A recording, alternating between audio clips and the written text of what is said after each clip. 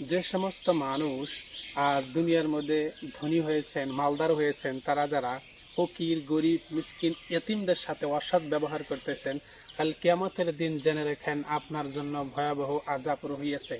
কারণ আল্লাহ আপনাকে মাল এবং ধন দৌলত এই জন্য দেয়নি যে আপনি নিচের পদে যে সমস্ত মানুষগুলো আছে আপনি তাদের সাথে অসৎ ব্যবহার করবেন, তাদের সাথে অত্যাচারী করবেন, জুলুম করবেন। কারণ আপনাকে এই জন্য এই মালগুলা দেওয়া হয়েছে যে আপনাকে আল্লাহ তাআলা পরীক্ষা করবে যে আপনি গরিব, ফকির, মিসকিনদেরকে কতটুকু ভালোবাসেন। আল্লাহ চাইলে আপনাকেও তাদের পথে রাখতে পারতেন, তাদেরকে আপনার পথে রাখতে পারতেন। আপনি শুকর করেন যে আল্লাহ তাআলা আপনাকে এই মাল এবং ধন দৌলত দিয়েছে, এই জন্যেই যাতে আপনি আল্লাহ তাআলা শুকর গুজার বনেন। কারণ আল্লাহ তাআলা বলেন, লা ইন শাকারতুম লা আযীদান্নাকুম ওয়া লা ইন কাফারতুম ইন্না আযাবি লাশাদীদ।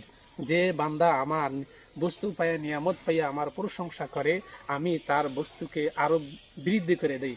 আর যে সমস্ত মানুষ আমার নিয়ামত সমূহ পাইয়া না শুকর করে, আমি তারকে ভয়াবহ আযাব দিব। অর্থাৎ আল্লাহ তাআলার আযাব ভয়াবহ।